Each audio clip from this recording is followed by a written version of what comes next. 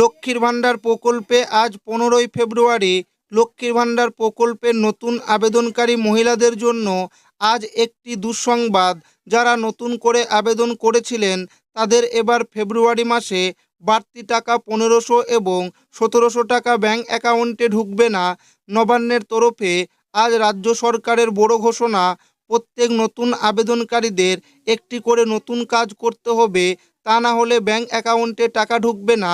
নতুন আবেদনকারীদের জন্য একটি নতুন তারিখ রাজ্য সরকারের তরফ থেকে ঘোষণা করা হয়েছে। তাই কোন নতুন আবেদনকারীদের ব্যাংক অ্যাকাউন্টে এবার টাকা ঢুকবে না, কী কারণে ঢুকবে না, এর পাশাপাশি নতুন আবেদনকারীরা কবে থেকে টাকা পাবে, এছাড়াও যারা পুরনো সুবিধাভোগী রয়েছেন এখনও পর্যন্ত ফেব্রুয়ারি মাসের বাড়তি টাকা 1500 এবং 1700 টাকা ব্যাংক অ্যাকাউন্টে পাননি, তাদের টাকা কবে ঢুকবে সেটাও কিন্তু আজকের এই ভিডিওর মাধ্যমে আপনাদেরকে জানাবো এবং আপনাদেরকে প্রমাণ সমেত দেখাবো।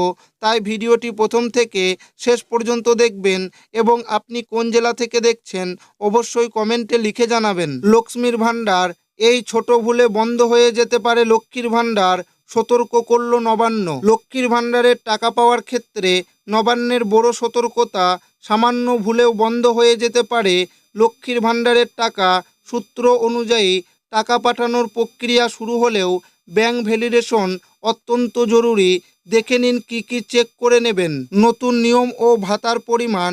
2026 সালের ফেব্রুয়ারিতে রাজ্য সরকার ঘোষণা করেছে যে এখন থেকে সাধারণ বা ওবিসি, জেনারেল ওবিসি শ্রেণীর মহিলারা মাসে 1500 টাকা এবং তপশিলি জাতি ও উপজাতি এসসি এসটি শ্রেণীর মহিলারা মাসে 1700 টাকা করে পাবেন। বাতিল হতে পারে লক্ষ্মীর ভাণ্ডারের অ্যাকাউন্ট।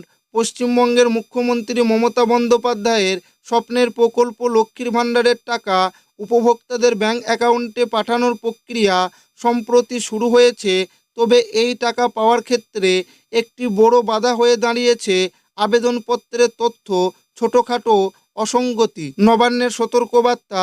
নবান্ন সূত্রে জানা যাচ্ছে আবেদনপত্রে বা ব্যাংক অ্যাকাউন্টের তথ্য সামান্য ভুল থাকলেও অনেক উপভোক্তার টাকা আটকে যেতে পারে। সোর্স থেকে প্রাপ্ত তথ্য, সাম্প্রতিক আপডেট অনুযায়ী লক্ষ্মীর ভাণ্ডারের পেমেন্ট ডিস্ট্রিবিউশন বা টাকা দেওয়ার কাজ শুরু হয়েছে। তবে প্রশাসন স্পষ্টভাবে জানিয়েছে যে টাকা পাওয়ার আগে উপভোক্তাদের অবশ্যই তাদের বেনিফিশিয়ারি স্ট্যাটাস এবং ব্যাংক ভ্যালিডেশন ডিটেলস পরীক্ষা করে নিতে হবে। এই দুটি ক্ষেত্রে সবুজ সংকেত না থাকলে টাকা অ্যাকাউন্টে পৌঁছাবে না। আবেদনপত্রে কোন ভুলগুলি ক্ষতিকর হতে পারে? 1 নাম্বার, নামের বানান ও আধার কার্ডের অমিল।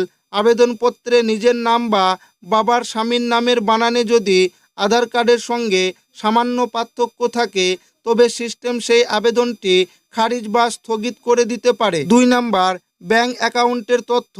আবেদনপত্রে দেওয়া আইএফসি কোড বা অ্যাকাউন্ট নাম্বার ভুল হওয়া একটি সাধারণ সমস্যা, বিশেষ করে যে সমস্ত ব্যাংক অন্য ব্যাংকের সঙ্গে মিশে গিয়েছে তাদের পুরনো আইএফসি কোড ব্যবহার করলে পেমেন্ট রিজেক্ট হয়ে যাচ্ছে। 3 নাম্বার, আধার ও ব্যাংক লিঙ্ক।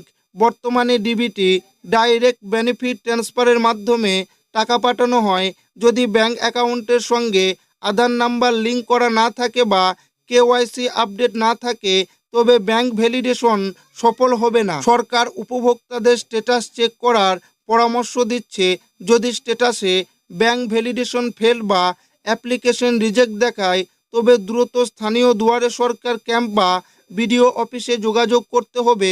মনে রাখবেন, সোর্স অনুযায়ী ব্যাংক ভ্যালিডেশন প্রক্রিয়াটি সফল হওয়া টাকা পাওয়ার জন্য বাধ্যতামূলক।